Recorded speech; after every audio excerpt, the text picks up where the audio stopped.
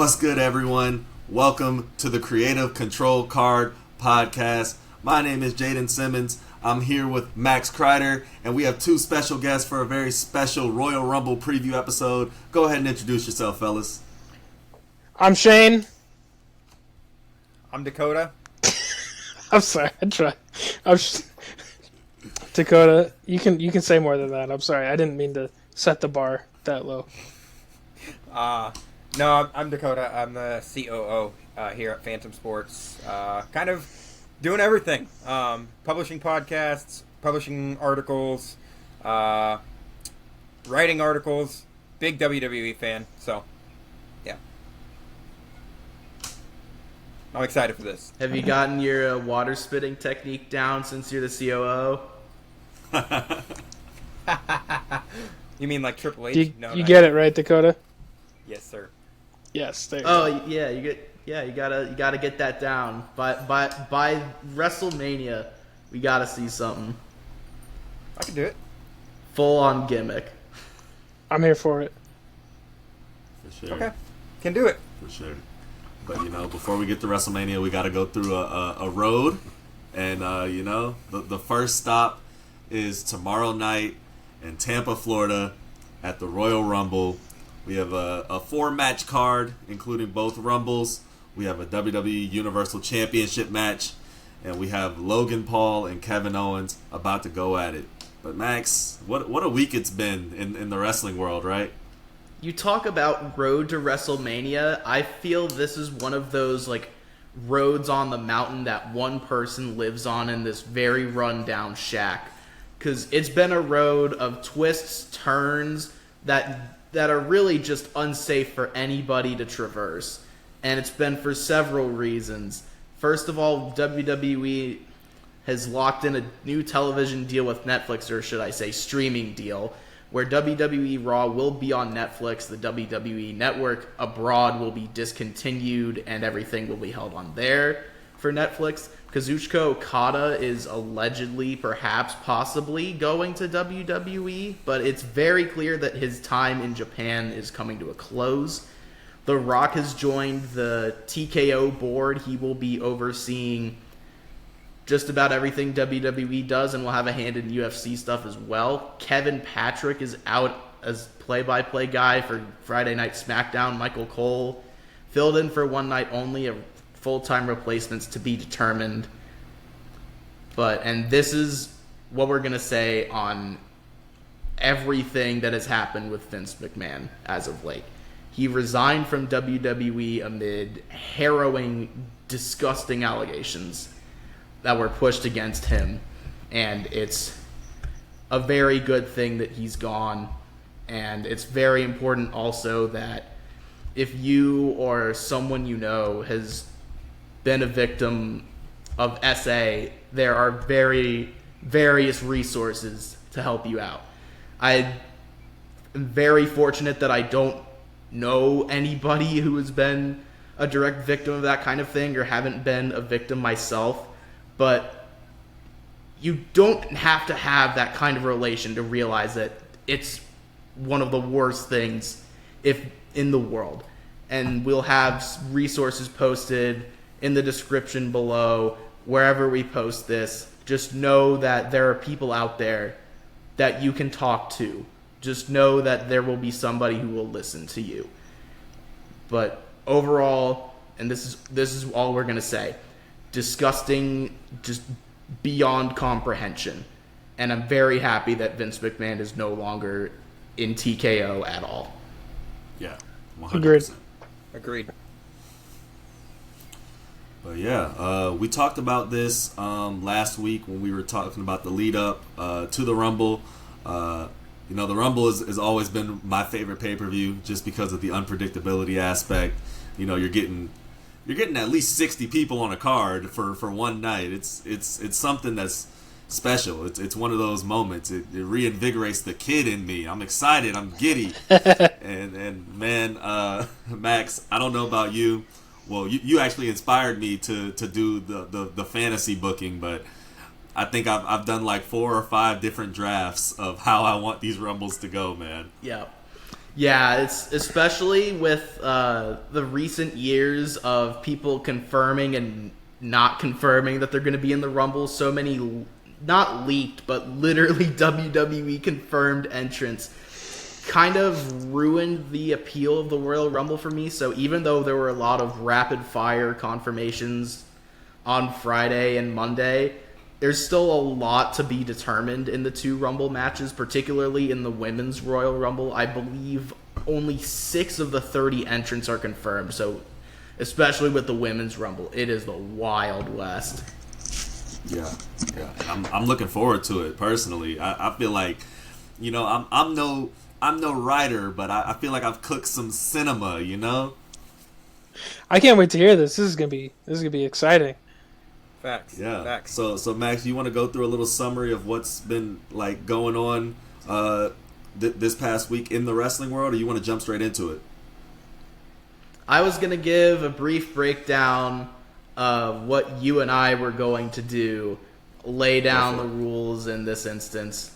And I already kind of talked about a few of the things, even though I was a little bit rapid fire, but here are the rules. We will go over the Women's Royal Rumble, Jayden and I, and then the Men's Royal Rumble, and then Dacota and Shane will give their thoughts on each of our bookings. We will go play by play, entrant by entrant, elimination by elimination, until we have our winners determined. Jayden will go first. I will go second. I can't wait. Let's get it. Let's do it. This is exciting. Let's go. All right. So, setting the stage. We're opening up the entire show with the Women's Royal Rumble. Everyone's excited. Everyone, you know, who knows who could go the full way, right? First entrant in the Rumble, first music to hit. It's the man. It's Becky Lynch. You know, she's been on top for a while. She had a great year last year, going down to NXT, becoming NXT Women's Champion. But if she wants to go one-on-one with Rhea Ripley, she's going to have to go through 29 other women to get there. And the first opponent for her is a returning Liv Morgan. Everyone's going crazy. It's nuts. They're the first two up. You know, they're trading blows in the ring, showing respect, getting that momentum, and it's all great.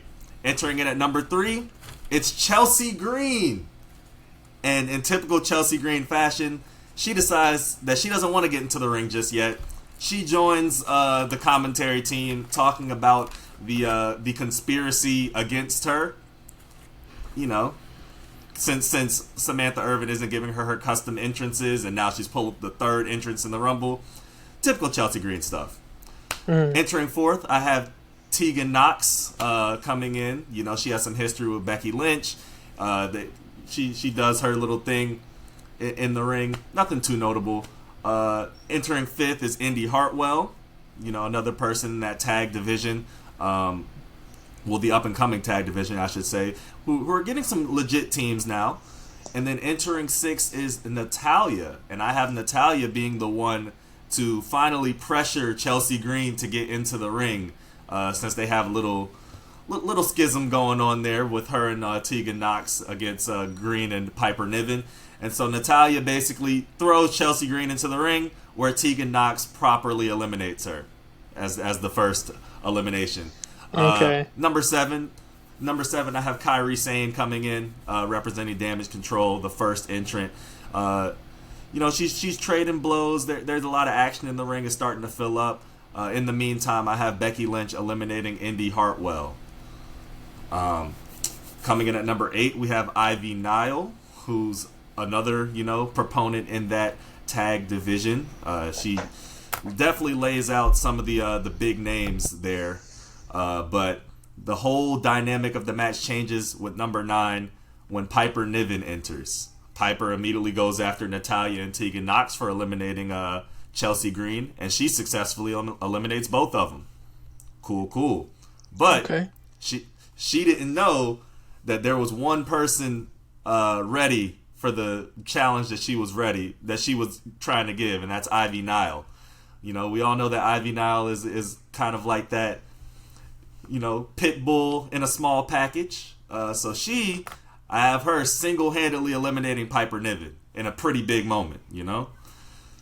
And so then we get to number 10. We're a third of the way through, and it's Tiffany Stratton. Everyone's going crazy. It's another person with history with Becky Lynch. They're going to trade some blows. Tiffany's going to look really impressive, you know, land some big moves. Hopefully get like a good moonsault in on Liv Morgan. And then our first like super big surprise entrant at number 11 is a returning Alicia Fox. Everyone loves her. She was one of the staples of the mid 2010s women division. She comes in, gets some quick offense, but in legend fashion, she's thrown out by Tiffany Stratton, who gets a chorus of boos. Entering next at number 12 is Zoe Stark, who comes in, gets some offense in all around, some blows in on Becky Lynch, who she has history with, some other proponents in there, but she even hits the Z360 and eliminates Ivy Nile. Pretty impressive. Coming in 13th is Bayley. She confirmed her entrance tonight. She's coming in at lucky number 13. Hopefully going to go all the way and don damage control in gold. She comes in, does some action. Nothing too crazy just yet. Then entering at 14, it's a returning Trish Stratus, who immediately goes after Zoe Stark, who, knocked her off of television. Trish, hits her famous chick kick, Stratisfaction, and tosses Zoe Stark over the ropes. Cool. But what she wasn't expecting was Shayna Baszler to come in at 15. But, Trish Stratus still has that legend 99 overall luck going on. So she bests Shayna Baszler as well and eliminates her. 2 big eliminations for Stratus. But that all comes crashing down at number 16 when Nia Jax walks down to the ring. And Nia Jax comes in, typical big fashion. She's tossing people around. She eliminates Trish Stratus. She throws Tiffany Stratton into a corner, and she comes face to face with Becky Lynch. Okay. And these two start brawling, going at it. And they're just fighting into the corner. Both of them trading blows. None of them getting eliminated, but just beating each other to a pulp. Entering at number 17, it's Bianca Belair. We get another superstar here in this match to come in and showcase some exciting offense. No eliminations for her just yet. Just coming in, throwing some people around, showcasing her strength and all that. Number 18, I have another legend returning. It's Layla. We haven't seen her in a while. 3-time Divas champion, might I add. Layla was another staple of that early 2010s era. But she, unfortunately, succumbs to Nia Jax, who tosses her over the ropes. To a chorus of boos, of course. Number 19, I have Maxine Dupree, who comes down. But she barely even makes it into the ring before being assaulted on the outside by Valhalla, who brutalizes her, throws her into the ring, watches her get thrown out of the ring, and then beats her up on ringside, continuing that feud. Then entering at number 20, I have Asuka coming on in. So now all 3 members of Damage Control are now in the match and showcasing some offense. Meanwhile, Tiffany Stratton comes face to face with Becky Lynch. They reignite their rivalry from NXT. And Big Time Bex ends up getting the elimination and sending the Barbie back home.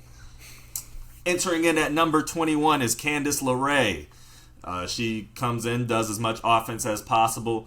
No eliminations for her, but just, staying put in the match. And then at 22, the lights go down. Everyone's confused. The Titantron flashes with blue lightning bolts and the name Jade Cargill, making her first appearance here in the WWE, and she's hitting the scene immediately. She, clotheslines Asuka, sends Kyrie into the corner, back body drop to Bayley, and eliminates Candice LeRae. Everyone is bought into Jade Cargill being a superstar. Entering at 23 is Zelina Vega, who also, has a reputation. She's coming in. She wants to get her redemption against Rhea Ripley after the Backlash match, and she's just coming in with some energy. 24, I have Shotzi coming in. but she isn't gonna last that long. She gets jumped by Damage Control, who she already has beef with, and then thrown over the top ropes by Asuka. 25, we have another surprise appearance coming back for the first time in 3 years. It's Naomi. She's finally back. Everyone's excited. You know, she's coming in with a burst of energy, doing a bunch of athletic moves as Naomi does, showcasing why not only she's still a main eventer, but one of the best women's wrestlers in the world. Number 26 is Mia Yim, who comes in and also tries to take some offense to Damage Control, but is unsuccessful as well. She gets jumped and thrown over the top ropes by Kairi Sane. Coming in at number 27 is another shock appearance. It's Roxanne Perez who comes in. She's electric, coming in with a lot of energy and a lot of heart, and she immediately tries to help out all the baby faces in the match. She's helping out Bianca Belair and her fighting against Damage Control. She turns her attention to help out Becky Lynch as she's still brawling with Nia Jax. And eventually, with help from Roxanne, Becky Lynch hits the manhandle slam on Nia Jax and throws her over the top rope, getting the elimination.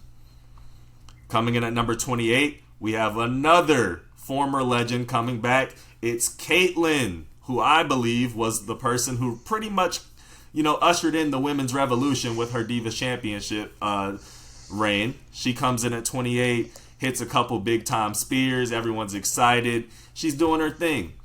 Coming in at 29 is Elektra Lopez, who made her appearance on SmackDown here tonight. And she's going to immediately go after Zelina Vega and eliminate her. Typical fashion. But while she's taunting at a down Zelina, Naomi comes up from behind and throws her over the top rope. And now everyone's waiting. Number 30, who's it going to be? It's the return of the greatest women's wrestler of our generation. It's AJ Lee. She comes in and everyone's going crazy, especially Roxanne Perez, seeing her hero right in front of her eyes. But she comes face to face first with her longtime rival, Caitlyn. They have that kind of Rock Cena stare down. But then they hug it out, officially saying that the beef is over. And they turn their attention to Damage Control. Roxanne, Caitlyn, and AJ Lee all squaring off with Damage Control, throwing rights, throwing lefts. But Bayley gets the upper hand, hits Caitlyn with a rose plant, and throws her out the ropes. Naomi tries to jump into the fray as well, but, to no avail. She also gets thrown out by Asuka. We're down to the final 10. Then, Jade Cargill, who's still being a dominant force, finally gets a major elimination, throwing out Liv Morgan, who had lasted all the way from number 2. But then she turns around and comes face to face with Bianca Belair. And they have an intense stare down. Maybe they have a little flex off, showing who's stronger than who. But then the gloves are off and they start brawling. Jade gets a punch. Bianca gets a punch. Yay, boo, yay, boo. It's electric. Bianca gets one big maneuver to get Jade against the ropes, and Bianca knows she has to give it her all. She bounces off the ropes and does a diving crossbody to Jade Cargill, sending both her and Jade over the top rope. Not only her eliminating Jade, but her eliminating herself. It's crazy, but they continue to brawl on the outside, potentially setting up a future feud. So, now we have another, continuation of a feud. We have AJ Lee and Roxanne Perez side by side, looking Kairi Sane and Asuka dead in the eyes. Bayley's recovering in the corner, but those two start brawling. They get the upper hand, both teams going back and forth. Kairi Sane looks to eliminate Roxanne Perez with a running clothesline, but Roxanne drops the rope and eliminates Kairi Sane. It's a major moment for Roxanne. But it's short-lived as Asuka comes from behind and scoops her over, eliminating Roxanne. And just when it looks like Damage Control is now going to have the upper hand, who else but Bayley sneaks behind and eliminates Asuka. She turns on Damage Control before Damage Control could turn on her. And now here she is in the Final Four. Well, in the Final Four. Final Four is AJ Lee. Well, no, Final Three. AJ Lee, Bayley, and Becky Lynch. So AJ Lee, Becky, and Bayley, they're all staring at each other. They stare at the WrestleMania sign, and they know only one of them have a guaranteed shot. AJ starts brawling with Becky, two of the biggest women's fighters in this generation. Bayley tries to get into the mix, with a little bit of moves, but they eventually look at each other and target Bayley. They stomp her out. They don't eliminate her, but they beat her down to a pulp so they can focus on each other. AJ hits the Shining Wizard on Becky, and it looks like she has the upper hand. She locks in the Black Widow. She holds it for like 15, 20 seconds.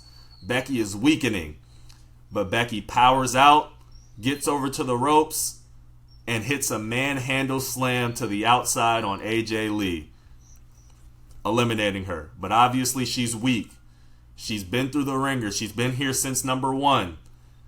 And Bayley uses that to her advantage. She kicks her in the knee, hits a DDT, and then like a vulture, feeding on the prey, hits a Bayley to belly over the top rope, and Bayley is heading to WrestleMania, where she won't face Rhea. She wants to take the title from Io Sky. And scene. Okay, I see you, Jayden. See it. Okay, I'm trying, man. That's good. I like it. I gotta say, I'm very much a fan. I wouldn't mind, but unfortunately, this is just business, Jayden. It's competition, baby. Competition. All right, this is my version. So at number 1, she's on her own against the world, but she also has a reality TV show now. It's Bianca Belair. She enters at number 1, very obviously setting her up to be the Iron Woman of the whole Royal Rumble. And everybody's happy, yeah, go Bianca. But now everybody's going to be sad because at number 2, it's Nia Jax entering. The two square off for a little while. They exchange blows. Nia looks to have the upper hand. Entrant number 3, she's got the power, she's got the rage, she's on the stage. No Brian Cage, it's Bayley. Bayley enters at number 3. She's already a contender as well to be the Iron Woman, so the crowd's going to be thinking, oh, who's going to be the Iron Woman? Will it be Bianca or Bayley? That adds that tension. And so at number 4, she's a psycho. She's a psycho. Could you tell already that she's a psycho? It's Shotzi. She enters and the faces and heels square off early. Number 5, it's Elektra Lopez, fresh off of her appearance on SmackDown, helping out Santos Escobar. She begins helping out Nia Jax and helps out Bayley from time to time, but Bianca and Shotzi are still looking strong. But then Elektra and Shotzi start squaring off with each other. Number 6, Liv Morgan returns as the 6th entrant of the Royal Rumble. But not long after, we have our first elimination as Elektra Lopez eliminates Shotzi. That could potentially set up a feud, whether you want to have that on NXT or on the main roster. You could go either way. Number 7, it's Mia Yim. She enters not long after and starts helping out Bianca Belair. Number 8, it's Katana Chance, fresh off of losing the women's tag team titles after holding them for like a week or two. Number 9 enters, it's Tegan Nox. Number 10, it's Chelsea Green, and she decides, you know what, just like in Jayden's Royal Rumble, I'm going to go sit down on commentary, and I'm going to complain. But Bianca Belair immediately notices Chelsea Green. She's like, no, you're going into the ring with me, and then I'm taking you immediately out of the ring. So Chelsea Green is immediately eliminated. Meanwhile, Bayley is able to wear down Tegan Nox and eliminate her.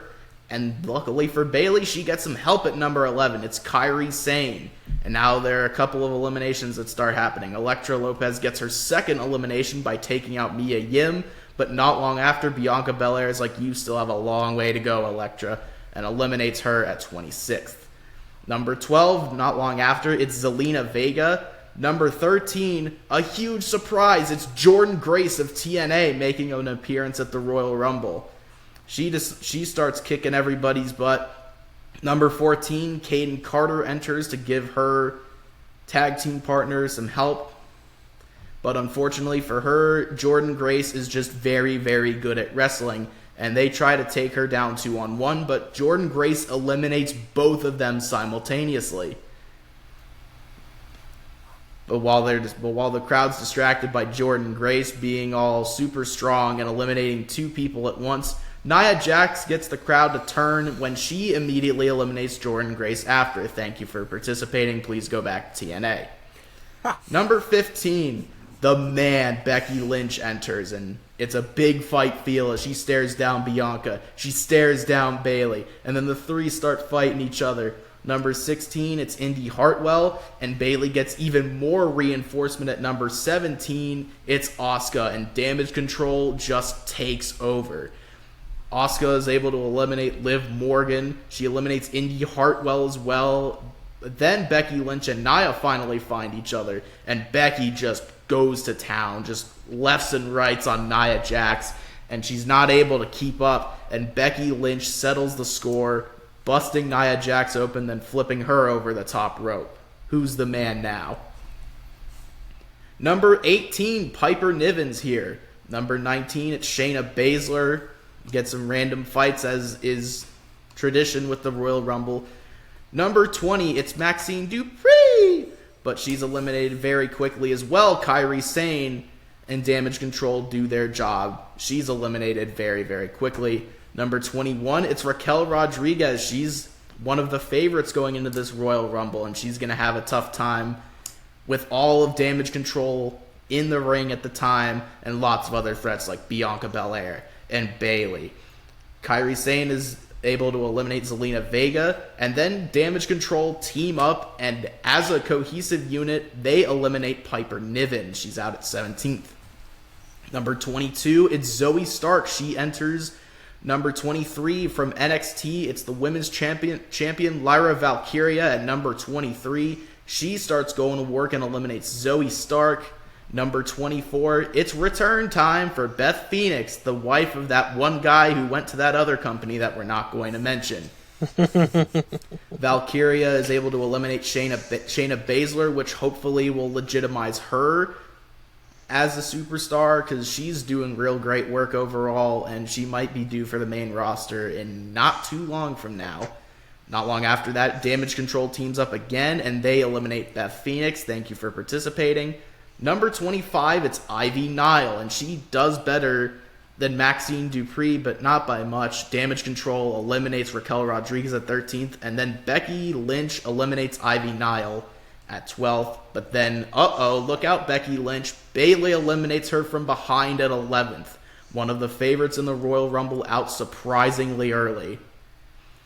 Number 26, Thunderbolts and Lightning, very, very frightening. It's Jade Cargill making her main roster debut. Jade Cargill immediately shows why she was such a huge deal at the time of signing, eliminates Lyra Valkyria, perhaps to set up an NXT feud. Number 27, she's been creeping around the entire Women's Royal Rumble. She's been seen in the stands from time to time, just sitting there all like, it's Nikki Cross. Everyone just gives her a weird look when she enters the Rumble, but then they just shrug it off and then they immediately resume fighting. This is where things get crazy. So Bianca Belair and Kairi Sane, they're having a little bit of a battle. Asuka's knocked out in the corner by Bianca Belair. She's able to fight off Damage Control. Kairi Sane and Bianca Belair, they're going at it. Bayley decides, as a good teammate, she's going to help out. But shockingly, Bianca Belair uses the requisite ponytail spot to pull Kairi Sane into Bayley's range, and Bayley takes her out instead of Bianca. And then Bianca Belair finishes the job, throws Kairi Sane over the top rope. Kairi Sane is out at 9th. The seeds of doubt have been sown. Meanwhile, Jade Cargill is able to eliminate Nikki Cross. What Kairi Sane does while Asuka is knocked out in the corner, and keep this in mind for later. Kairi Sane is able to wake up and go over to Asuka, who's seemingly knocked out in the corner. She whispers something to Asuka, and Asuka nods to her. Number 28, it's Roxanne Perez. Number 29, it's Natalya. Asuka finally wakes up, and she's looking at Bianca Belair. But suddenly, Bayley gets clotheslined over the top rope by Asuka. Kairi told Asuka that Bayley eliminated her. Bayley is out of Damage Control, and the rest of Damage Control show up, and they just start beating Bayley up. It's really hard to watch, because she was the leader at the time, but Io Sky, Kairi Sane, Dakota Kai, they all gang up on Bayley. They beat her up, and they have to be pulled away from Bayley as Bayley's stretchered away to the locker room. That's true. But as the crowd is having to stomach what just happened, it's number 30 time, and let's light it up, it's AJ Lee. She's back to a thunderous ovation. Roxanne Perez is just fangirling in one of the corners, and AJ Lee gets to work. She picks up where she left off, eliminates Natalya, and then Roxanne Perez goes up to AJ Lee. She's like, oh my god, I love you so much. I love your husband too. He's so great. And then AJ Lee's like, you know what, sure, let's team up. And then the two of them work together to eliminate one of the biggest threats in the Rumble, Jade Cargill, at 5th place. Our final four is Roxanne Perez, Asuka, AJ Lee, and Bianca Belair. AJ Lee and Roxanne Perez are firmly in each other's corners, but Asuka is really good at wrestling, and Bianca's also really good at wrestling. So they understand that they have to put their differences aside if they want to win the Rumble. Asuka is able to eliminate Roxanne Perez, and Asuka is also able to eliminate AJ Lee, but mainly it's because she is the vulture picking up the remains that Bianca Belair left for her, even though she is able to get some good work in. Final two, Bianca and Asuka, and they have a great 5-7 minute match. Everything's on the line for them. Damage Control will hold all of the gold. Asuka wants to go after Rhea Ripley. Bianca wants to go after Rhea Ripley. The two have an epic duel, and in the end, Bianca Belair is able to hit a KOD, which takes out Asuka, throw her over the top rope. From number 1 to the Rumble winner, Bianca Belair is going to WrestleMania. That was good. Oh, man. Both of those were good. Both of those were good. Those, I mean, wow. I had to start writing them out because I was like, I'm not going to remember all these entrants. Yeah. I dig it. Good work, Max. Good work. That was good. Both of them were awesome. I literally was sitting here just like picturing it, and I was like, this is great. So now do me and Dakota have to pick which one was better, like which one we liked the most? Is that what the rule is? Or is that you can say so. Give your reasons why you like both of ours, what you think could be done differently, and then just pick a winner. So I'll start on Jayden's, and I like how Becky came first. I think whoever wins, if they challenge Rhea, they've got to come from an early spot because it can build them up to be this similar beast to Rhea, because Rhea came out at number 1 last year and won it, and so you got to build that kind of Iron Woman type thing. Not necessarily first, but like close in that first 5 or so. And so, I mean, I think Becky is a great matchup for Rhea at Mania. I liked how you had the mix of NXT and Legends, as well as some mid card and main eventers. I liked that. Love the AJ Lee entrance. That was awesome. I'm so excited. I really hope that happens. That was good, and I think you had a good way for it to end. I think it was a good ending, having it be Bayley. And Dakota, do you have your thoughts? Yeah, pretty much the same as you. I mean, I think that any matchup with Rhea Ripley, I mean, that entrant is going to have to come from the beginning. I mean, it's just that kind of... She started out number 1 last year and made it to the end. Becky or whoever faces Rhea Ripley is going to have to do the same, unless if it's AJ Lee. Like, you're not going to have a surprise entrant like that, at the beginning.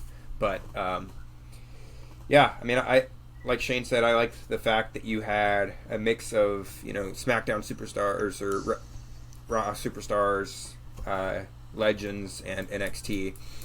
Kind of adds just a mixture of good superstars, bad superstars, who people like, who people don't like, that kind of stuff. Jayden, one thing I will say is the way you preluded Jade Cargill, like a dark blue screen with lightning and thunder. Yeah. I was like, there's no way he's not putting the Undertaker in the Women's Royal Rumble. I thought my first thought was Jade Cargill. My first thought was The Rock. When I heard the blue lightning, I was like, "Is it The Rock?" I was like, "Oh, what's the Undertaker doing here?" That's funny. Oh, but yeah, that was a great overall. Yeah, had to give her that AJ Styles type entrance, Oh yeah. Mm-hmm. And then we'll hop over here into to Max's. I like it's perfectly like how I said before. If someone's gonna challenge Rhea's guy, they got to come early, and that's what you had happening. I wouldn't be upset if it was Bianca. I think right now if they were to have Bianca win, she would go after Io. But then it's also you kind of go into but Bayley and that's gonna happen. So Bayley should be the one to go after Io. It's kind of a thing. So I don't think anything's wrong with Bianca going after Rhea. Again, I don't even know who a couple of these people were. Like, I don't watch TNA, so I don't know who Jordan Grace was, if that's even what you said her name was. And then I don't watch a ton of NXT, so I only know a little bit about Lyra Valkyria, and I didn't get to watch SmackDown tonight, so I don't know who Elektra Lopez is yet. I'm gonna go watch it after this episode, after we're done recording. So I'll know a little bit more, but it was good. I liked. I loved your rhyme schemes for describing some of the entrants. That was a lot of fun. I was trying to guess while you were doing it, and overall, between the both of them, I actually liked how I didn't even think about it until you guys started doing it. That you talked about who's getting eliminated when and how. I just thought you were going to list out who came in and then the last four and who wins between the four of them. So that was really fun for me overall to just kind of be able to picture the whole match in my mind. And so, yeah, Dakota? Yeah, for me, I think that Bianca Belair definitely will probably challenge Io if they have it, but then something is going to happen between Bayley and Bianca down the road that those two will figure out a way to mix that up. I don't know. But the biggest thing I liked about both of your guys is we've got a surprise guest and it's not even mine. That's Kona.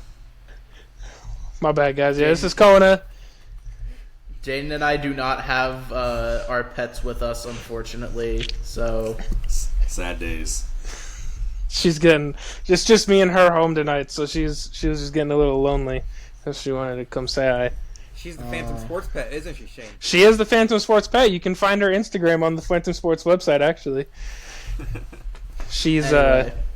Yeah, sorry, continue. Sorry. No, anyways, I wanted to say that I really found it interesting that you guys both had Chelsea Green joining the commentary team.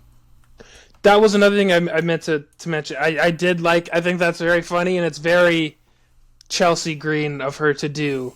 Yeah, there was another superstar but years ago, old, a legend that would do that kind of thing. I don't remember who it was, but they kind of had that same attitude, it was all them or nobody, and but yeah, I thought that was really funny how you both had that happening.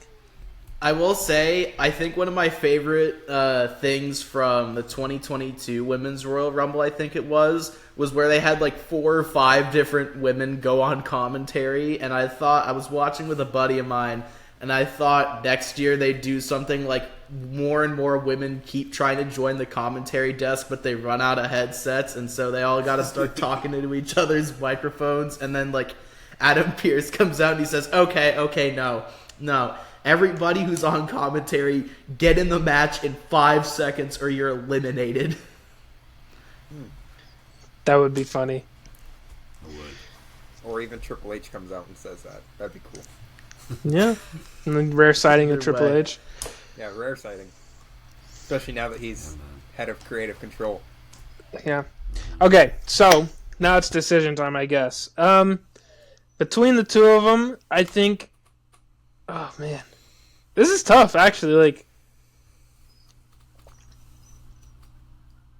I guess to me, the big thing is, like, storyline and placements for them, and I think I was able to follow it along slightly easier to Jayden's with storyline wise. Like not like how you described it, like it was, but like how current storylines throughout WWE are right now, and kind of how they kind of weaved in together. I think I could see that, just not by a lot, but just a little bit easier. But they were both great. Yeah, props to you, Max. You cooked. They both cooked. I wouldn't be mad if either of these happened, honestly. You got to keep you on your toes. It was good. I think that the Royal Rumble, the whole thing is you just gotta surprise. Like, the hype for the Royal Rumble is built on surprise. So I love it. I love it. Dakota? For sure. Oh boy. Yeah. Max, I think yours would probably keep the fans on their toes the most. But storyline wise, I think Jayden's makes the most sense. Just because, he has the feuds mixed into it. Which definitely happens during the Royal Rumble. We've seen that in years past. Especially the Women's Royal Rumble. The feuds get involved and stuff like that. But I also really do think that, Bayley... At this point in time, like, obviously we've seen Bayley is probably going to win the Royal Rumble just because, or somebody from Damage Control just because of that turn. Bayley's going to turn on Damage Control, or Damage Control is going to turn on Bayley, something like that. So I really like the fact that Jayden had Bayley winning. Yeah, man, I appreciate y'all. I definitely appreciate it. I like both. I can't stress enough. I would take either of those in a heartbeat. Mm-hmm. Absolutely. Like to actually happen tomorrow. Sure. Yep. Well, up next is the Men's Rumble, and we will bring that to you guys right after this short break. Yes, we have an ad. Just like the Royal Rumble, we've got our own ad from Prediction Strike.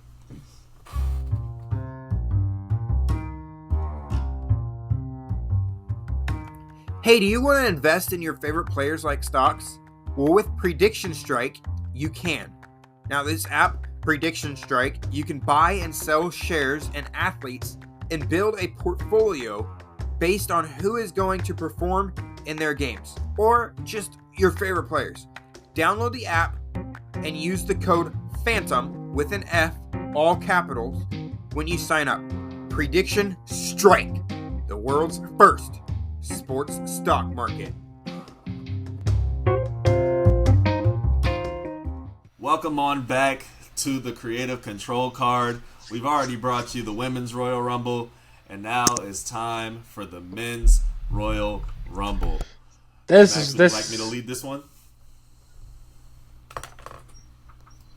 Go ahead.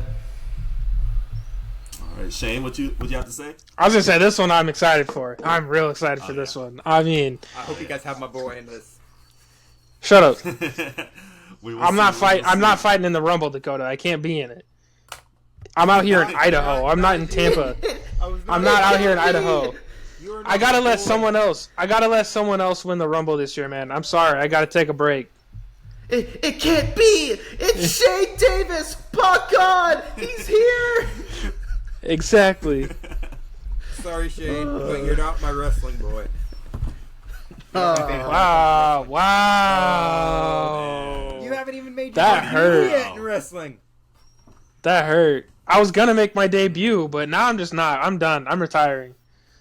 Wow. Hey, y'all heard I'm it. retiring. You got to start out on the indie market, Shane. Come on now. No sir, no siree. My name's Randall Keith Orton. I'm starting up in WWE.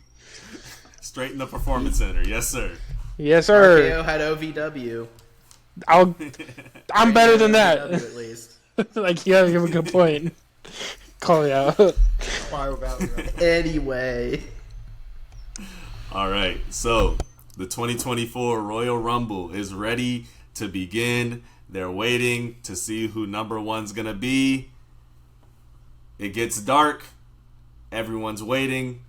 And then you hear those lines. Wrestling has more than one royal family. It's the American Nightmare at number one. Cody Rhodes is going to have to take the hard road compared to last year when he came out at 30. He's coming out at number one and gonna have to go through 29 other men to get a chance to finish his story. But this story starts with his first matchup and longtime rival. It's the Judgment Day's own Damian Priest, Senior Money in the Bank, coming out at number two. And boy, oh boy, we're definitely locked in to see a Judgment Day versus Cody Rhodes fight, part 87, start out this Rumble.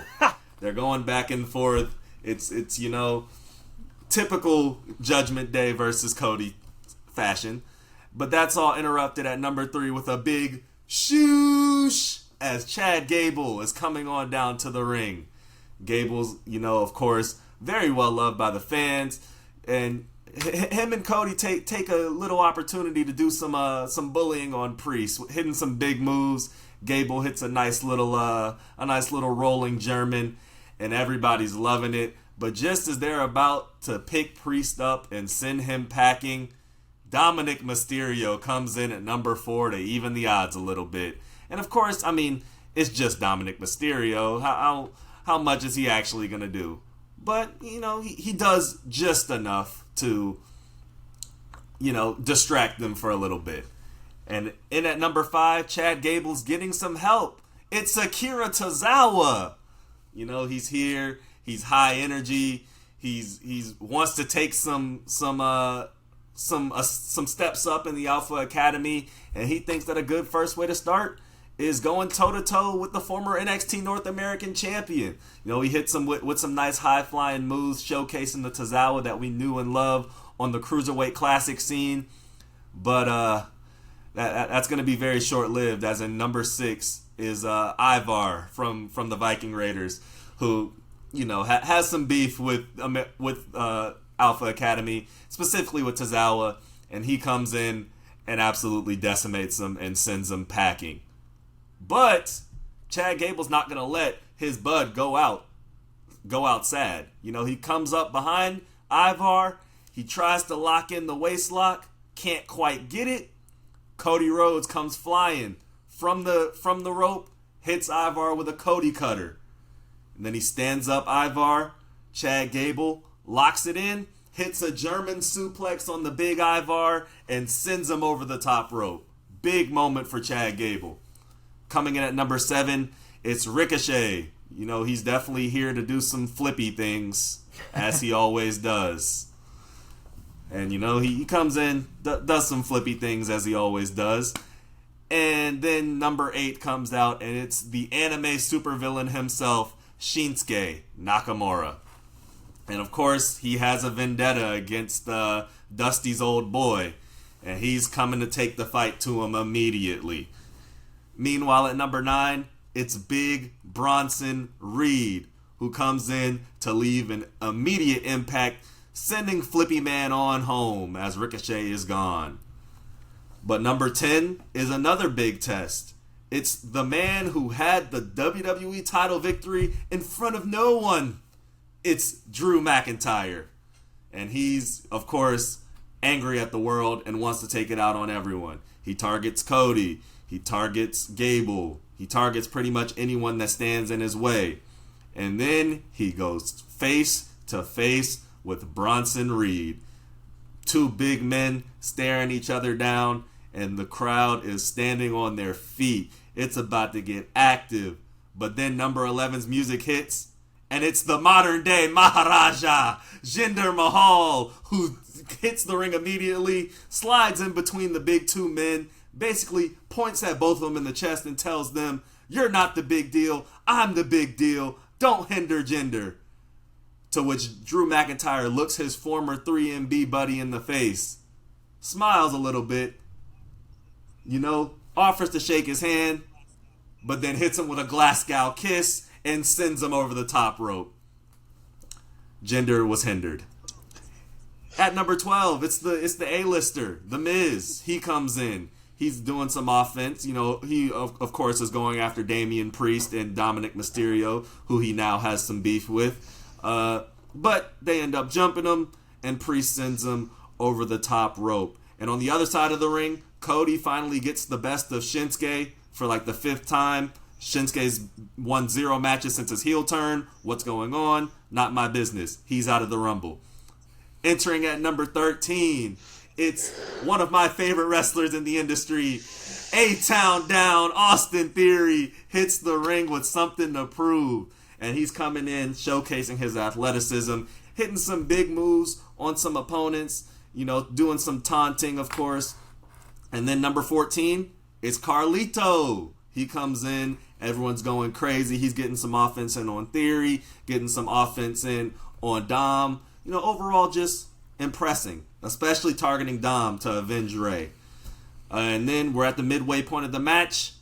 And at number 15, it's Jimmy Uso. The traitor of his brother is now coming in to protect the bloodline halfway through this match. And he in typical Jimmy fashion, he takes his time to get into the ring. And once he hits it, he gets a couple big maneuvers, but he's mostly trying to conserve his energy, rolling out under the bottom rope, still trying to stay fresh to protect the tribal chief. Coming in at number 16, it looks like Judgment Day is about to get a numbers advantage because it's JD McDonough. He comes in, doesn't really do much, but he's being protected by his two big brothers in the Judgment Day. And then at number 17, it's the man who don't miss. It's Carmelo Hayes. To a thunderous reaction, he comes in and immediately starts taking the fight to Austin Theory. Those two have had some beef over the past few weeks, but Melo gets some big moves in and sends Theory home packing. Then number 18's music hits, and it's the Judgment Day's own R-Truth, who hits the ring, looks to a thunderous ovation, then goes straight up to Damian Priest, and it's like, "I got you, bro. I got you. Judgment Day is going to win this match. I'll start now." He takes JD McDonough, tosses him over the top rope. Everyone's dying. R-Truth proving his worth to the Judgment Day. Even Damian Priest starts laughing. He goes up to R-Truth, shakes his hand, daps him up, but the smile immediately turns to a frown, and Damian Priest tosses Truth out of the match to a chorus of boos. How could you betray R-Truth, man? At number 19, it's another member of Alpha Academy, the biggest. It's Otis, looking to come help out his pal, Chad Gable. But, of course, he comes face to face with another big man, our second big man matchup here in this match. He goes face to face with Big Bronson Reed. And those two are the definition of what Big E refers to as big meaty men slapping meat. And they slap it all over the ring, but Bronson ultimately gets the upper hand and sends Otis packing. Then number 20, everyone knows it's the cult of personality. CM Punk in his first official in-ring match comes in 20th in the Royal Rumble looking to make an impact. And make an impact he does. I mean, a bunch of corner... he has a man in every corner, delivers the corner knee and bulldog to all four of them. Everyone's invested. CM Punk is looking like a favorite. But come number 21, it's Santos Escobar, who comes in immediately looking to make an impact. And of course, he has his sights first set on Carlito. He comes in, they're brawling back and forth, much like they did tonight on SmackDown. But ultimately, Santos gets the upper hand and sends Appleman over the top ropes and down to the floor. Big elimination for Santos. Meanwhile, on the other side, Chad Gable is now getting jumped once more by Damian Priest and Dominic Mysterio. But, he's starting to get an upper hand. He reverses a few moves, hits Mysterio with a big suplex, and just as he's getting ready to send him packing, Priest comes in and sends him over the top rope, eliminating Chad Gable after a very valiant effort. Coming in at 22, it's Grayson Waller, who's immediately turning his attention to Carmelo Hayes for, throwing out his old buddy and pal. But of course, Grayson Waller, he says, I can't be the only one in this match who's exerting effort. So he takes a Jimmy Uso who's been chilling on the outside and throws him in the ring. Because he's like, if we're going in this match, we're going in with some style. He throws Jimmy in, rolls through the ropes, and hits his stunner on him, and it's a big reaction. But then he faces with Carmelo Hayes. They start to trade blows as number 23 takes the ring. It's Bobby Lashley, and he's on his way down to the ring. But before he can get in, he's attacked by Karrion Kross. Karrion Kross is beating them down on the ring at ringside, and Montez Ford and Angelo Dawkins, their music hits to come and save their guy, but they don't come out. And we see at the top of the stage, it's Akam and Razor beating down the Street Profits as well. Looks like the Final Testament got the upper hand as Karrion Kross tosses Bobby Lashley in the ring and Drew McIntyre tosses him right out. Coming in at 24, it's Finn Balor completing the Judgment Day once more. There's three of them in the ring, and it's getting kind of dicey for him. But at number 25, it's the biggest reaction of the night. Whoop that trick! Whoop that trick! Trick Williams hits the ring and immediately takes the fight to Dominic Mysterio, who he has beef with. He's the man that took the NXT North American Championship from him. Trick hits a big move and sends Dominic Mysterio over the top rope and down to the floor. That angers the Judgment Day. Finn Balor and Damian Priest get in Trick Williams' face, but who stands next to him? Carmelo Hayes. Trick Mello gang, no matter what they're going through, are always going to be on the same page. And Trick starts brawling with Damian. Carmelo starts brawling with Finn. They're going back and forth. They're getting the upper hand. Trick Williams sends Damian into the ropes, and he's getting ready to eliminate him. Meanwhile, on the other end, Finn starts to get the upper hand on Carmelo. Trick takes Damian to the outside turnbuckle. He's going to hit a DDT on him. He's going to hit a DDT on the apron to try to eliminate him. But Finn Balor throws Carmelo Hayes into the ropes, where Carmelo accidentally runs into Trick Williams and knocks him off the apron, eliminating him. Trick is livid. Him and Carmelo have been going through some struggles on NXT, but this might be the last straw. He's yelling at Carmelo, "Why would you do this to me, man? This is my opportunity." Carmelo's trying to plead for him. "It was an accident. It wasn't me." But the pleading gets to him, and Finn Balor comes behind him and tosses Carmelo Hayes over the ropes, eliminating him as well. And Trick and Mello argue to the back. A sad sight for Trick Mello gang. But it's going to be a whole different dynamic soon, as Gunther, the Ring General, comes in at number 26, and he's immediately taking the fight to everyone. And anyone in sight, doesn't matter if they're a face or a heel, everyone's getting the work. Jimmy Uso, is starting to come back into his own, and he's flustered, doesn't really know where he is, but he backs in to Drew McIntyre. And Jimmy tries to plead with him. He's like, Drew, I know you hate Jay, I hate Jay, so we're on the same page here, right? Drew wasn't feeling that. He didn't forget that the bloodline as a whole is what costed him his championship. And so he takes the fight to Jimmy Uso, Claymore kicks him, and tosses him over the ropes, unceremoniously. Coming in at number 27, he's back. The worlds are colliding.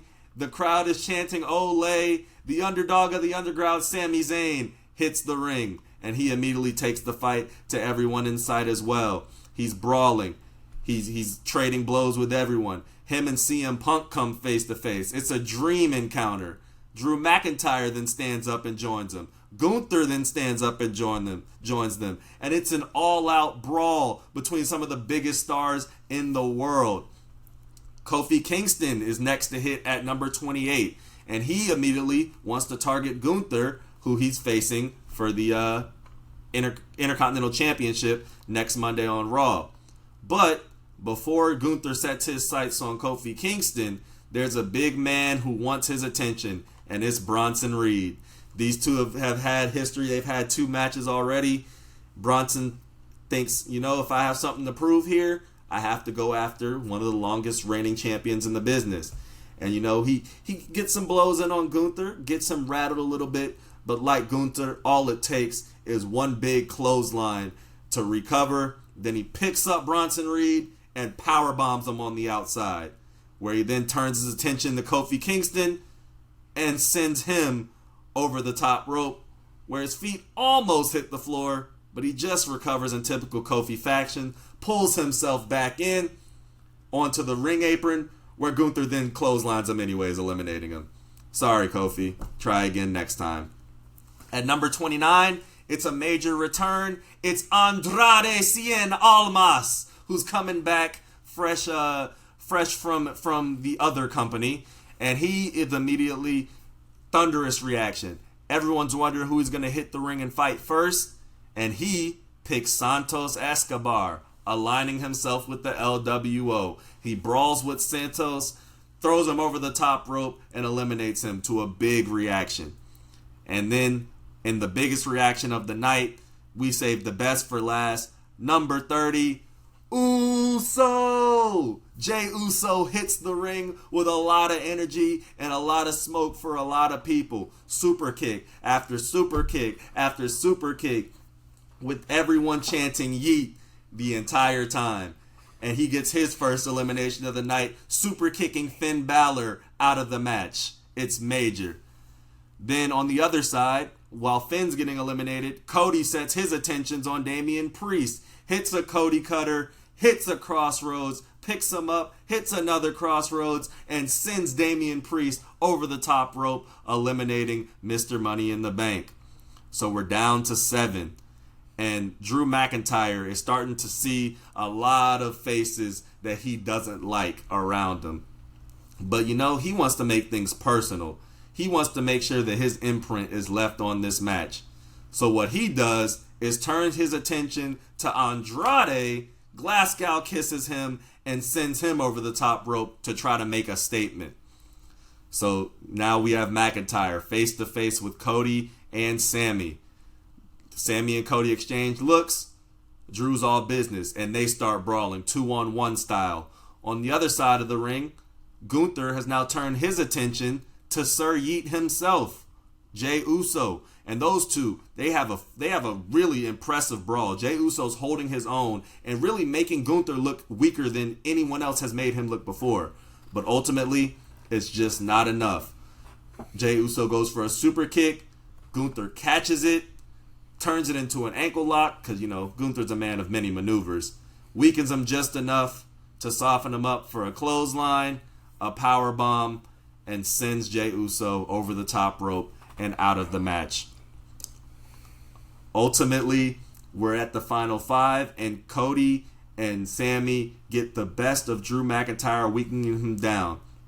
They send McIntyre into the corner. Sami Zayn's all set up for the haluva kick and hits the big boot to him and tosses him out, eliminating McIntyre. But McIntyre's at ringside, and he's livid. He can't believe that his opportunity has been taken from him again. So what does he do? He rolls back into the match and starts brutalizing Sami Zayn.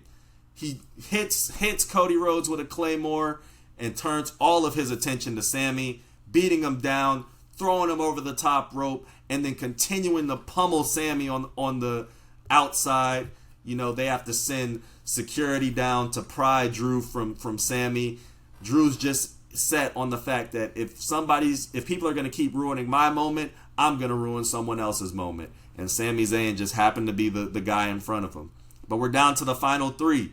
It's CM Punk, it's Cody Rhodes, and it's Gunther. Punk and Cody, they exchange looks. They think back to the promo that they had this past Monday. There's no friends in the industry, but there's friends in the Royal Rumble. When there's an obvious disadvantage, you have to take it. So Punk and Cody, for one time only, team up and jump Gunther. It's going to take a lot of good wrestling to weaken Gunther, and a lot of good wrestling they had. Cody hits a Cody cutter.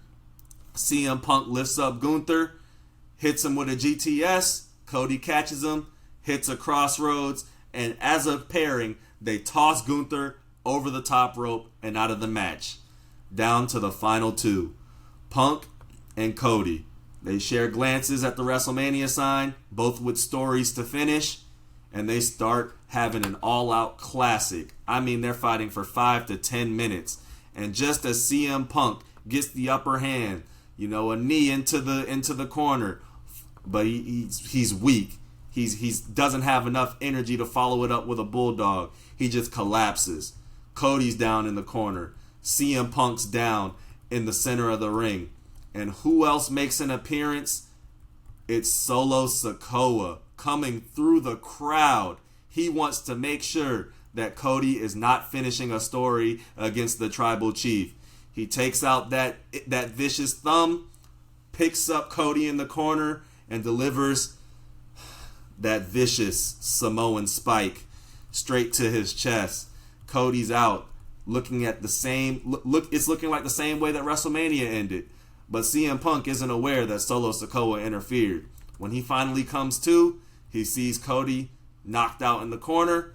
He picks up his carcass of a body, GTS over the top rope, and CM Punk is the winner of the Royal Rumble and is ready to fight for a championship and main event his first WrestleMania.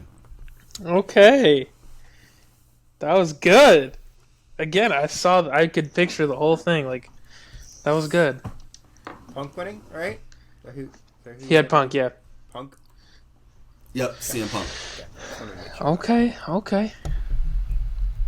And I regret forcing myself to follow these. It's tough. It's a tall task, but you did it well last time. So I'm excited to see how you do this time. Absolutely. But this is how we will get to a certain male wrestler pointing to a sign with lots of fireworks and hopefully nothing going wrong like in 2022. I'll say one thing. Unlike the last one, I do have one thing that I disagree with per se in this one. So I'll save it for after both of them. But I will say there's a chance for you, Max. For sure. All right. So number one. Sorry. Number one overall, adrenaline in his soul. First overall, Cody Rhodes. He's here to do, as said previously, he's here to do what he did last year, but just on extreme difficulty. But he's going to have a tough task ahead of him to begin, as at number 2, it's South Korea's favorite son, Solo Sikoa. Sikoa has also been tasked with entering the Royal Rumble by Roman Reigns, so Cody doesn't challenge him for the championship. Nobody is challenging him for his championship. How dare Nick Aldis make him defend his championship at the Royal Rumble? Wah wah boo hoo. And a couple more things before we get into this. There are a couple of important things that happen in little backstage vignettes right before the Rumble. First of all, we get a little video of JD McDonough, and he's incensed backstage. And JD McDonough finds Adam Pearce, and he says, "Adam, I was supposed to be in the Royal Rumble. I talked to you about this, didn't I?" And then Adam Pearce says, "You did. But unfortunately, you talked to me after R-Truth did." It's revealed that R-Truth took JD's spot in the Royal Rumble. And then second, Kofi Kingston's backstage. He's ready to go, but then he runs into Ludwig Kaiser. Ludwig Kaiser starts beating up on him. And Ludwig Kaiser's also in the Royal Rumble, but Adam Pearce catches wind of this, and he puts his foot down. So he tells Ludwig Kaiser, no, you are not in the Royal Rumble. Get out. And then Adam Pearce suddenly realizes, oh, I gotta come up with a replacement. No, I'm not doing JD. But he gets an idea, and he gets on the phone, types in the number, calls him, says, hey, you available later tonight? And then the vignette ends. So at number 3, welcome back to WWE, the Florida native Big E. He's back after almost 2 years. Huge response from the Central Florida crowd, the Tampa, Florida crowd. He's finally back.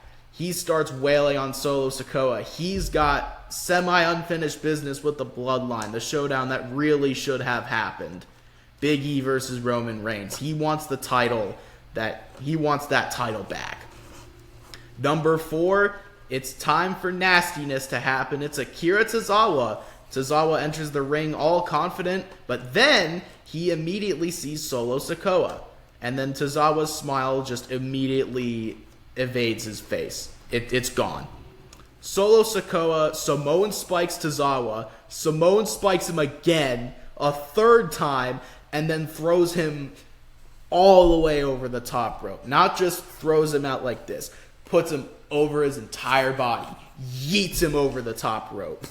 Akira Tozawa is eliminated at 30th.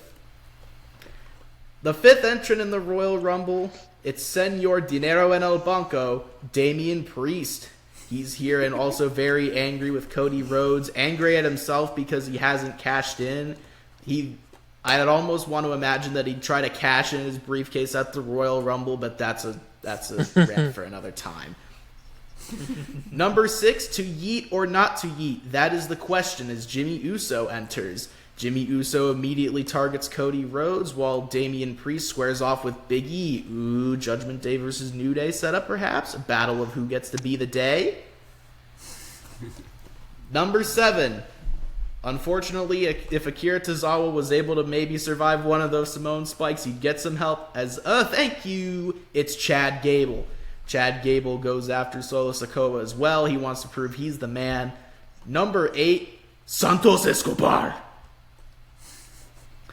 Escobar immediately starts going after Cody Rhodes after some of the other faces. He'll square off with Gable. Damian Priest and Big E are fighting for a while, but Damian Priest is able to get the upper hand. He eliminates Big E at 29th. We want to protect Big E, don't want to force him to do too much. But nuclear heat for Damian Priest. He ends the comeback story real quick, nips that in the bud. Number 9, Chad Gable's able to get some support from Otis. Number 10, it's Karrion Kross, who's finally getting some actual honest-to-goodness heat. Damian Priest and Chad Gable are squaring off, and although Chad Gable is putting up a good fight, Damian Priest says, we are the premier faction in WWE. His fingerprints are all over this thing early. He eliminates Chad Gable. Number 11, what a coinky-dink. Bobby Lashley enters right after Karrion Kross, and those two just start going to town. They just start beating each other up. It's really interesting stuff to watch. Number 12, it's Xavier Woods. Number 13, from NXT and hopefully on the main roster really soon, it's Braun Breaker. And Braun Breaker immediately establishes himself as a dominant presence. He is that guy. He can do just about everything. He's got all the momentum with Baron Corbin in the Dusty Rhodes Classic Tag Team Tournament. And I feel like that's really the last thing they need to do with him before he makes his debut in the main roster. Damian Priest and Otis have a battle. It's big, beefy dudes giving each other all they can. Damian Priest eliminates Otis, so Damian Priest is able to get 2/3 of the Alpha Academy out. Number 14, Xavier Woods gets some support in Kofi Kingston. Number 15, Booyaka Booyaka, Rey Mysterio's back, and he immediately targets Santos Escobar. The two start going after each other, and eventually Rey gets the upper hand, puts Santos in the middle rope, 619, throws him over the top rope. Rey Mysterio gets the upper hand on Santos Escobar, but this is far from over. Meanwhile, Bobby Lashley and Karrion Kross are having an all-out war. They eliminate each other at 25th and 24th. But thank goodness that there are a lot of guys in the WWE who are big and muscular and can do just about everything. Because number 16, it's the Ring General, Gunther. He's here. He's ready to cause chaos, murder everyone. Number 17, it's Atlanta going south, Austin Theory. He enters, but unfortunately, Braun Breaker immediately catches his eye. Austin Theory is like, no, you don't want to do this. And Braun's like, oh yeah, I do. And he almost immediately eliminates Austin Theory at 23rd. Number 18, a chorus of boos begins, who else is it but Dominic Mysterio. And he immediately locks eyes with his dad, hits him with a kick, 619s him. Dominic eliminates Rey at 22nd. And oh boy, the crowd's incensed. Meanwhile, Gunther is taking the New Day to task. He eliminates Xavier Woods. He has Kofi over the top rope, and Kofi looks like he's going to make one of those saves, but Gunther's like, what do you think I am, stupid? He finishes the kill. Kofi Kingston is eliminated at 20th. At number 19, it's R-Truth, and he enters at number 19 because when he drew his number, he said something along the lines of, oh no, does this mean I have to be quarantined? So R-Truth thought that the card meant that he had COVID-19 and not that he was the 19th entrant in the Royal Rumble. But he enters but he's asking all the time, are you sure? You sure I don't have to go to quarantine? And then he's like, no, that you're thinking of COVID-19, not the number entrant that you are in the... Just go. But Archer's like, my bad. And then he immediately goes to the ring. And then he starts helping out some of the other Judgment Day guys. Dominic, Damian. Number 20, look in his eyes. What do you see? Punk's in the Rumble at St. Pete. CM Punk's here at number 20, and he starts going to town on some of the Judgment Day guys. He starts fighting Dominic Mysterio. Meanwhile, a couple of wrestling's royal families are at war as Cody Rhodes and Braun Breaker are going at each other. Cody Rhodes is able to eliminate Braun Breaker, although Breaker puts up a really good fight. So hopefully he looks good there. The Judgment Day gets even more support at number 21 because it's Finn Balor entering. But Dominic looks like a deer in headlights. He's seen CM Punk. He's seeing a ghost. Punk takes out Dominic with a GTS. Doesn't eliminate him yet. Whispers, happy birthday, Dominic. And then throws him over the top rope. Deepest of deep cuts. Number 22, it's The Miz. And he immediately starts fighting Damian Priest.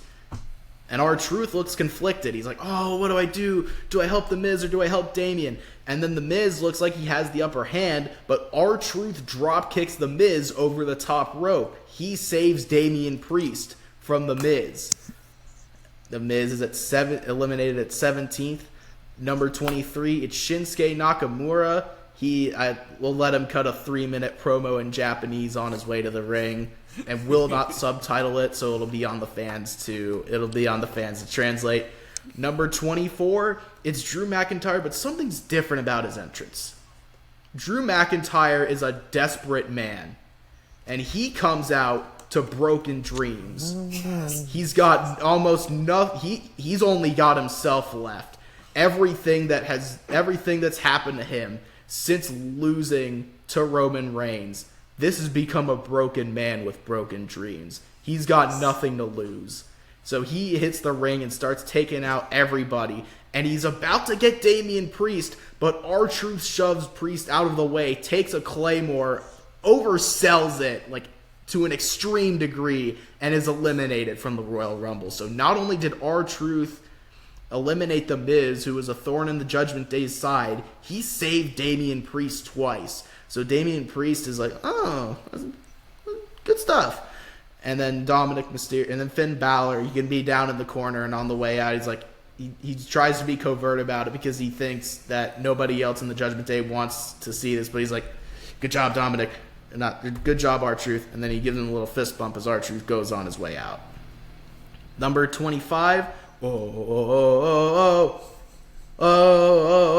Sami Zayn. He returns number 25, and he's got quite the bone to pick with Drew McIntyre. Number 26, it's Carmelo Hayes. He's looking great after the past month or so on SmackDown, so people will very much know who he is. Jimmy Uso finally gets some comeuppance as Cody Rhodes is able to hit him with a crossroads and eliminate him. Grayson Waller will enter at number 27, but he's very, very skittish about it. He's like, I don't know if I want to fight Carmelo Hayes. Grayson Waller, king of kayfabe, by the way. He's keeping kayfabe alive, and it's what you love to see. But unfortunately, that doesn't mean he's going to win the Royal Rumble, as Carmelo Hayes takes out a lot of frustration on him, throws him over the top rope. Grayson Waller begins to whine and complain. It wasn't fair. Cody Rhodes is able to settle the score once and for all again with Shinsuke Nakamura. Eliminates him at 13th. The eliminations are a little rapid fire here. But Sammy's got beef with the Judgment Day. He haluva kicks Finn Balor, sends him over the top rope. Eliminated at 12th place. Number 28, it's Carlito. He's got faces to spit into with an apple. But unfortunately for him, Damian Priest is still there. He is able to quickly eliminate Carlito. He's like, no. I am the best Latin American wrestler on this roster. Go back to the lower mid-card. Not verbatim, but you get the drift. But not long after, Damian Priest lets his guard down, and CM Punk eliminates Damian Priest at 10th place. And meanwhile, Sami Zayn finds Drew McIntyre, haluva kicks him, whips him into the corner, haluva kicks him again, whips him into another corner, haluva kicks him a third time, and he's like, we're going to go for 4. Haluva kicks McIntyre a 4th time over the top rope. McIntyre's out at 9th. Number 29, we've got so few entrants left. It's Jey Uso. He's here at number 29 to a huge ovation. He starts going after Solo Sikoa, but Solo Sikoa is able to sneak in an elimination of Carmelo Hayes. Boo. The clock counts down. 3, 2, 1, number 30. If you smell, it's The Rock. He's in the Rumble for the first time in forever. Huge reaction. Everybody stares him down. Solo Sikoa and Jey Uso in particular have looks in their eyes of like, oh my god. It's about to go down. Chaos breaks out. Solo Sikoa is able to rattle off eliminations of Jay and Sammy who try and team up on him, but he flips both of them over. Boo. But The Rock quickly is able to eliminate Solo Sikoa himself. Oh boy, is The Rock working his way to Roman Reigns. Solo Sikoa is incensed. Final 4 of Rock, Gunther, Cody, and CM Punk. They stare each other down. Then the 3 of them all fight Gunther, and eventually Cody is able to eliminate Gunther. But then, Punk's out in the corner, and Cody and Rock stare each other down. You are not going to take my story from me, Cody kind of sort of says. Cody and The Rock square off for a minute or two, and eventually The Rock looks like he's going to get a rock bottom, but Cody counters it into a Cody cutter, crossroads, over the top rope goes The Rock. Cody and CM Punk are your final 2, and it's an emotional affair. Finishers countered so many times. Submissions countered. They have each other's number. It's a clinic of wrestling. But Cody's about to go for a crossroads, but in an incredible feat of strength, Punk picks up Cody Rhodes from that position. GTS over the top rope. CM Punk is the winner of the Royal Rumble. All right. Damn. Okay. Those were good.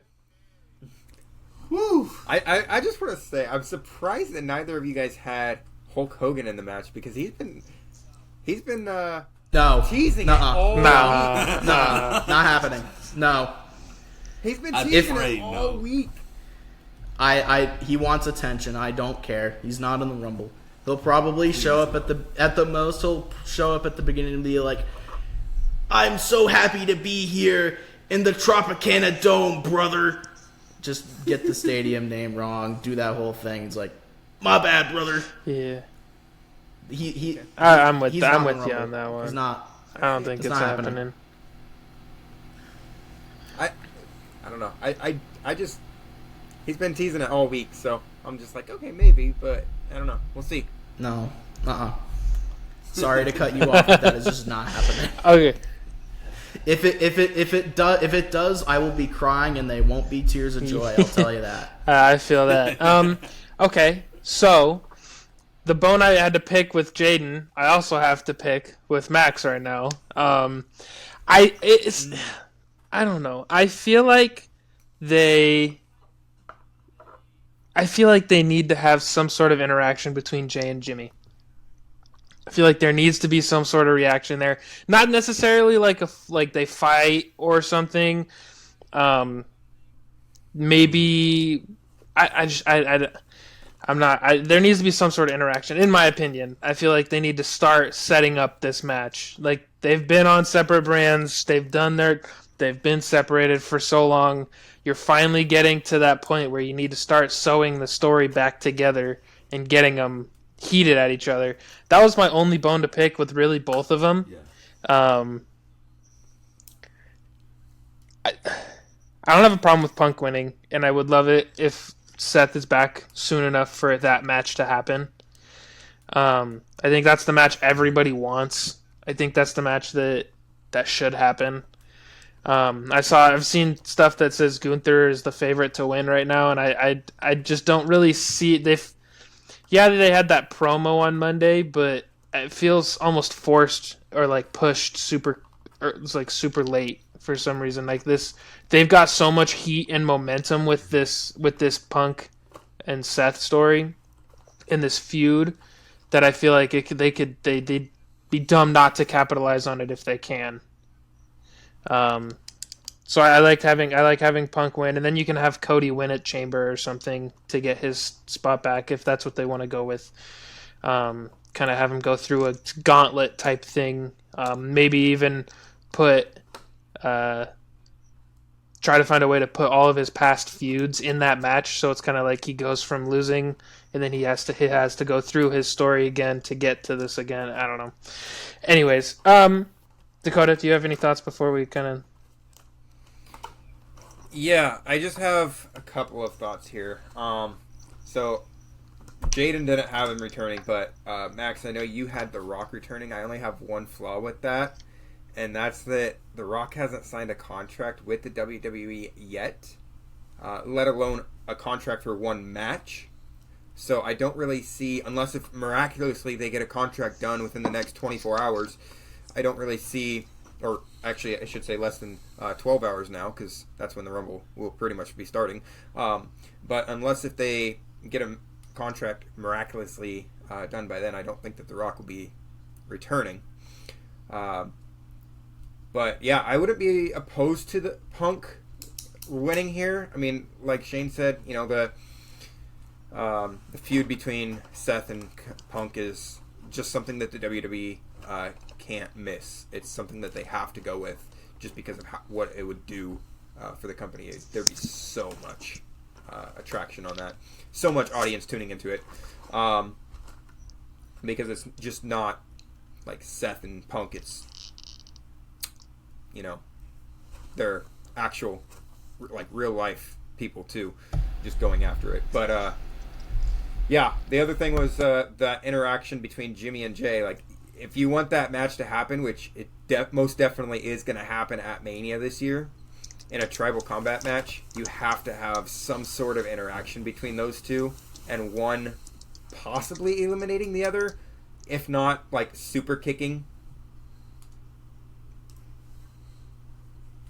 Yeah, I originally did plan on doing an interaction with the two, but on SmackDown they were drawing numbers. They brought back the number wheel, and Jimmy, he didn't say his number, but Jimmy just looked very disappointed with the number he got. So like I kind of assumed they would put him earlier in the match, and I kind of thought that they would save like the big pop at the end for Jay. I don't see Jimmy lasting long enough to get that interaction. But maybe if it's like a Jay's on the way to the ring as Jimmy gets eliminated and they cross paths type situation, I could see that for sure. My thing is, I don't feel like it's a great place to do that, but you don't need the Rumble to build Jimmy and Jay's feud because it's been underlying for a very long time.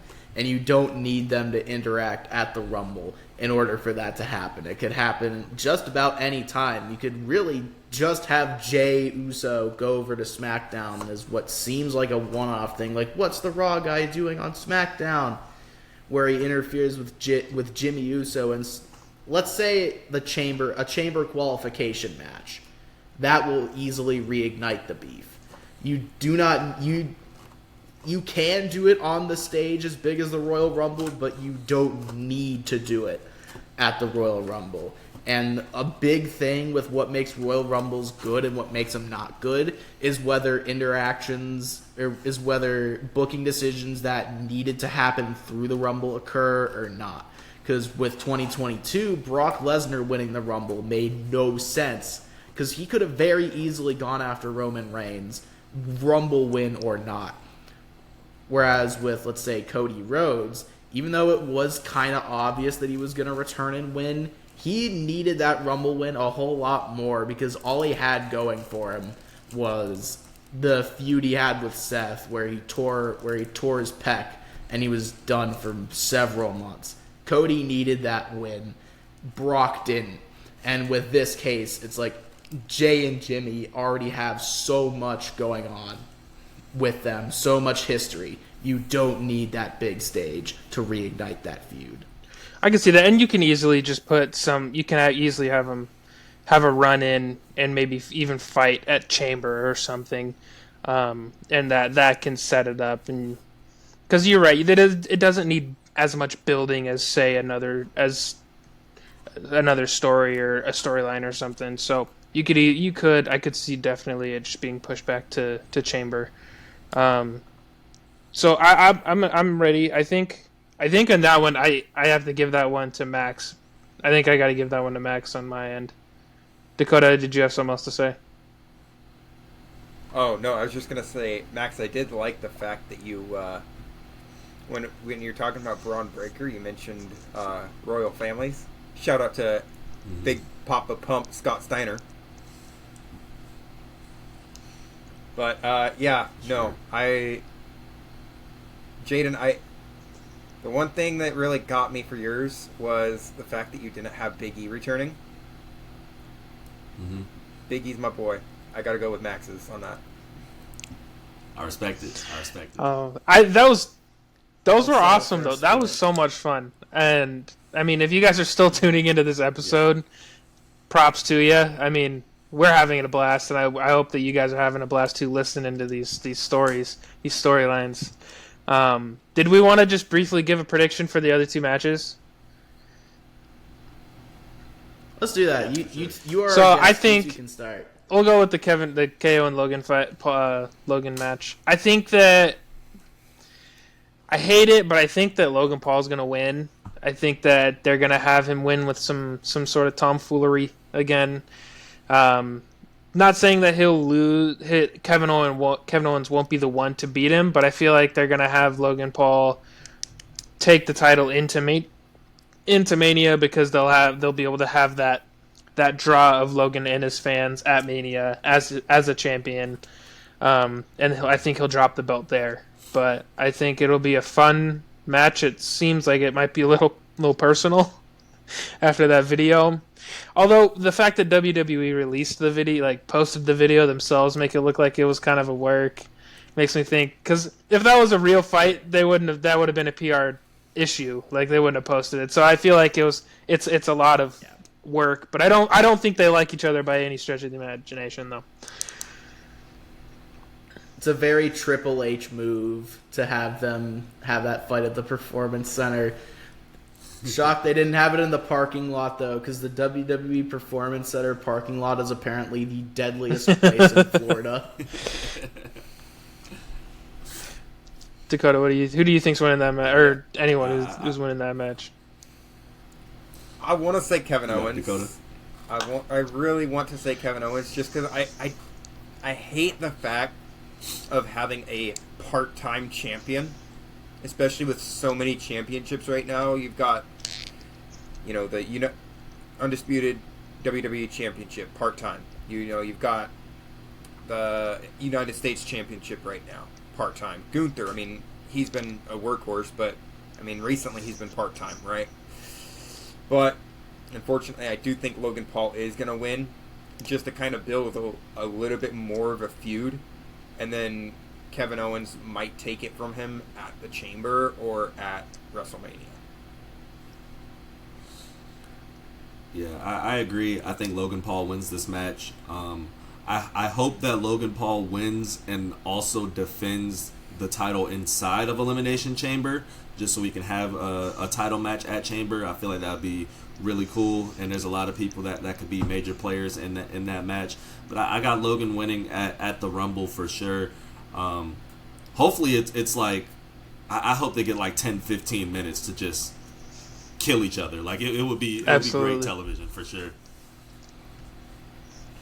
Yeah, it's really tough for me, but personally, I think I'm going to go against y'all's script. I'm thinking KO's going to take it, because you can still have Logan Paul and Kevin Owens fight each other at WrestleMania, but Kevin Owens having that championship will at least make it look a little bit better than it has like the past year or two, because genuinely, the last United States champion that I genuinely remember enjoying and being very happy with was 2015 John Cena.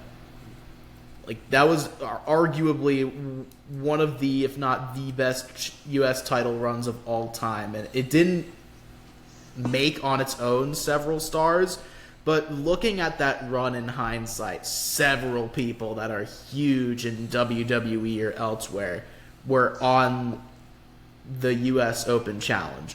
And I think Kevin Owens, he has the reputation of he is a fighting champion, and I think WWE will nip that part-time issue in the bud and give the championship to Kevin Owens, because you can still easily have Kevin Owens versus Logan Paul, the rematch at WrestleMania, but at least you can have some more intrigue around the United States Championship because you're able to see it on television every week, as opposed to never seeing it, forgetting it exists, and then having Logan Paul go on TV and he's like, I'm a fighting champion. I have worked really hard to defend this title, when he hasn't even been on WWE TV until like a couple of weeks ago, since he won it off of Rey Mysterio. So I think sheerly out of, we need to have another fighting champion on the card in Seth Rollins' absence in particular, I think Kevin Owens is going to be the guy walking out of St. Pete with the U.S. That's a good point. That's a good point. Respect it. And then you got the championship match. I think I'd love Randy to win. Oh, man, I'm torn. It's either going to be Randy or Roman. Most likely it'll be Roman, because they'll probably have him lose at Mania. But if they have Roman lose, it's going to be Randy. I don't think AJ Styles isn't going to win. I don't think they're just not going to throw the belt on him like that. LA Knight's, he's over pretty well, but I don't think that he can carry that torch yet. Randy can carry the torch, I think, and I think that's why I think it could be a viable option. I'm going into Rumble not sure 100%, like I have been the last few times that Roman's defended. It's tough, but I think Roman will probably win, and it'll probably include The Rock somehow. So That's my guess, and I actually have to peace out a couple minutes early. Something just came up. I'm really sorry, gentlemen, but I'm gonna have to leave a couple minutes early. I appreciate you guys having me on. It was freaking awesome. Have me on more, please. This is awesome. Love it. Yeah, thank you guys for having me. All right, Sure, sorry I gotta leave a happy couple to minutes hear. early. Something just came up I gotta go take care of. So, all right, see you guys. Go ahead, Shane. See ya. Oh boy, it's down to me, huh? Yes, sir. Man, I am absolutely torn on this one. I love LA Knight. Yeah. Yeah. Yeah. I love Randy Orton. I want him to become a 15-time champion, and I want Cody Rhodes to face him at Mania. But, unfortunately, I do think that Roman Reigns is going to win it. And I think that it's going to be a rematch of what we saw last year. I don't really see The Rock taking doing it this year. I see them doing, you don't really need it, but I see them doing like a year-long build between The Rock and Roman, like after Mania. You know, something happening at Mania in the match between Cody and Roman with The Rock, and them doing a year-long build where Solo, Jimmy, they have to decide whose side they're actually on. Especially with Solo being sent by the elders. The Rock is one of those elders. So that you can have like a back and forth battle there between who gets Solo between Rock and Roman. So I do think that Roman is going to win this, but I would love to see LA Knight or Randy do if he doesn't. I just don't know about AJ Styles.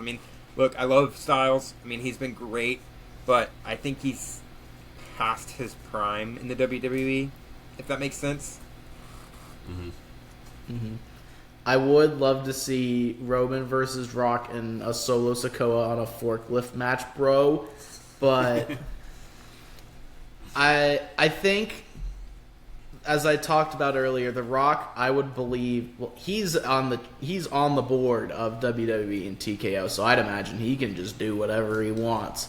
But either way, I think that Rock is going to be a red herring in the Royal Rumble, where he enters at number 30 and, he eliminates Solo Sikoa, he's going to take out all the bloodline, but no, he gets eliminated instead. Roman Reigns is really the obvious winner of this match. I'm just going to be excited to see what those four put on, because those four can work like nobody else. I'm ready to see a 30-minute dance between these four, just beating each other up, technical prowess, everything.